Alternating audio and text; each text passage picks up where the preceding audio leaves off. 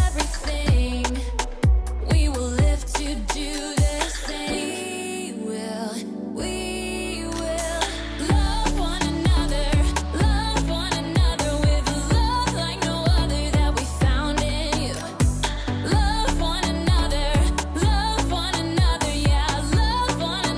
that's what we'll do. We're alive to love one another. We're alive with love like no other.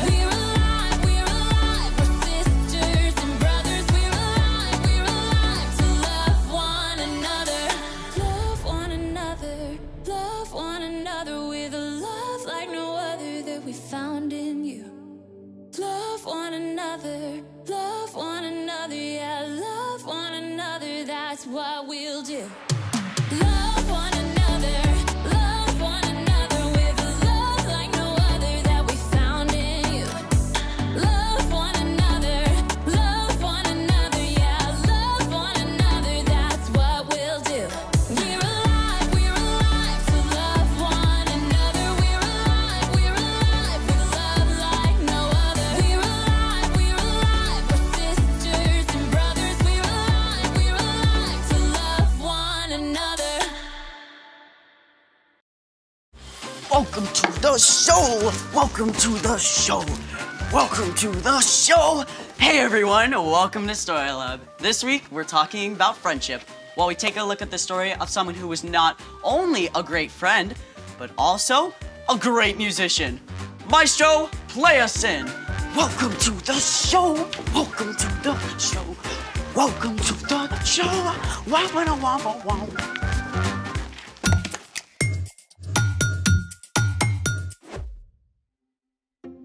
Hey, I'm Skylar. And I'm Sebastian. Sebastian, what's taking so long? Just a minute. Today, we're talking about friendship, which is using your words and actions to show others you care.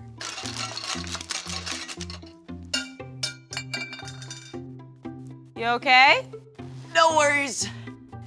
Normally, Sebastian and I would be out here together, but Sebastian promised he was putting together something really awesome and fun. Working on it.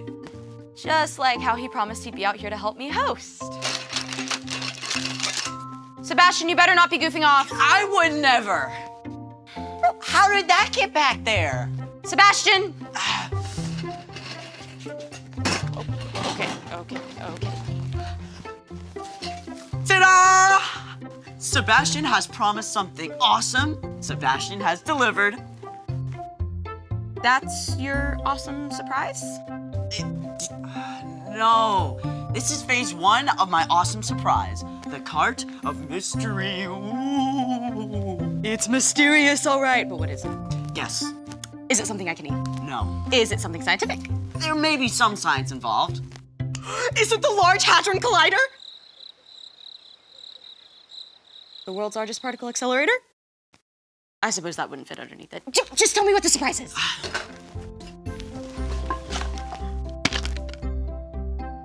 That's it? I know it doesn't look like much, but we gotta put it together first. Okay then, let's make it! Assembly stations ready? Did you read the instructions? I gotta say, this does look kinda cool. Great, let's get started. First up, supplies. If you're following along at home, you're going to need 2 craft sticks, a wide rubber band, 2 smaller rubber bands, a straw, and a pair of scissors. Step 1, use the scissors to cut 2 pieces of a straw that are about 1.5 inches long. Step 2, stretch the thick rubber band around one of the craft sticks. Step 3, place your second craft stick on top and attach it to the first one with a small rubber band. Make sure it's on the same end as the straw. Secure the second straw with another small rubber band. And there you have it. You are now a proud owner of your very own harmonica. To play, all you have to do is just move the straw up and down to adjust the pitch. Slide the straw to play higher or lower. Moving the straw pieces closer together causes the rubber band to vibrate at a higher frequency, which is what causes a higher note. It kind of sounds like a kazoo. But wait, there's more. Because why not stop at one awesome instrument when you can have your very own buildable band? I mean, we've got everything here. Like, we've got a shaker made from soda bottle with popcorn in it. I mean, we got a box guitar, tin can drum set. Ready to rock? You know it? 1, 2, 1, 2, 3, 4.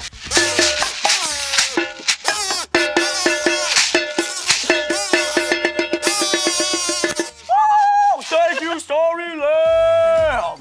Gotta say, you promised something awesome and fun, and you did not disappoint. I always keep my promises, mostly. But speaking of promises, it's time for... The story before the story. Today, we're in the books of 1st and 2nd Samuel, which tell the story of David, who was called a man after God's own heart. While David was still a boy, God chose a man named Saul to rule over Israel. But Saul didn't listen to God. So, God sent the prophet Samuel to anoint David as a sign that he would one day be king of Israel. Though David started out as a shepherd, he caught Saul's attention when he faced down a huge giant. After that, King Saul appointed David as both the leader of his armies and his personal musician. God blessed David, and he won many battles. The people loved him. David even became best friends with Saul's son, Jonathan. But the people loved David so much that Saul became jealous. He wanted to get rid of David. And that's where our story starts. Take it away! Hey everyone, I'm Padma. Hi. Today, we have a thrilling tale of friendship and promises. Promises broken and promises kept. As David grew in popularity, King Saul became so jealous that he gave orders for David to be killed. As David's best friend, Jonathan ran to warn David. My father is looking for a chance to kill you. Find a place to hide in the field. My father and I will come and stand there. I'll speak to him about you, and then I'll tell you what I find out. Jonathan begged his father not to hurt David. Please, don't do anything to harm David. He hasn't done anything to harm you, and what he's done has helped you a lot. Saul listened to Jonathan and promised. You can be sure that David will not be put to death. Jonathan told David, so David returned to the palace. But Saul didn't keep his promise. One night, Saul's jealousy of David became so great that he picked up a spear and hurled it at David. Soon after, David went to find Jonathan. What have I done?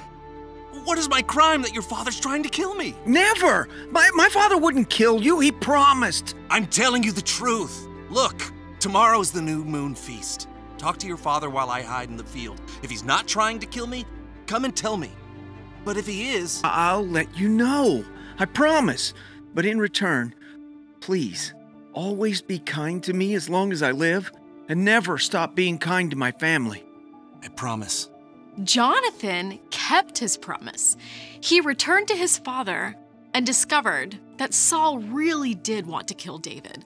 And the moment he found out, he warned his friend so David could flee far away. Years passed.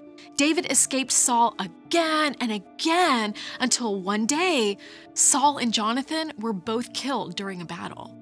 David was heartbroken over the death of his best friend.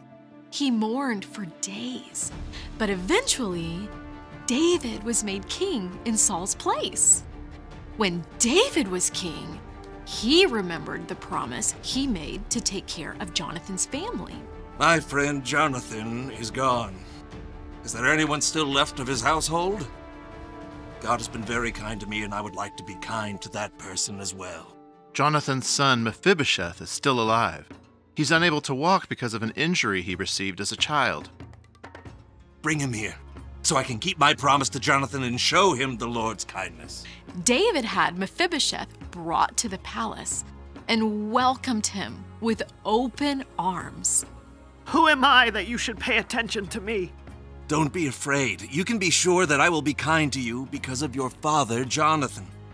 I'll give you all the land that belonged to your grandfather, Saul, and I'll always provide whatever you need. Some people looked down on Mephibosheth because he couldn't walk. But David made Mephibosheth a permanent member of his royal household, keeping the promise he made to his friend Jonathan all those years before. The end. Okay, that was pretty epic. I know, right? So, what's our part in the story? Well, to start with, we can remember how God has always kept promises to us.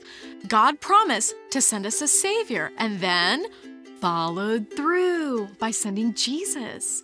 And just as Jonathan and David kept their promises to each other, we can make sure to keep our promises to our friends as well. Keeping your promises helps build trust between you and your friends. It can help friendships grow. Right. Like, say you borrow a toy or a game from a friend and promise to give it back the next day. Make sure you don't accidentally leave it at home. Speaking of, here's the pen you lent me. Thanks. Or say you promise to let your friend pick the next game when you guys play together. Even if you really don't like the game your friend chooses, it's important to keep your promise and give him a turn. I think you've got it. See you next time. Bye. So here's the thing. Friends keep their promises. Can I promise you a musical outro? How about we just sing something instead? Yes! So long, farewell, auf Wiedersehen, good night. We hate to go, But that's our show, all right. And now it's time for us to say goodbye. Thanks for joining us in the Story Lab. See you next time.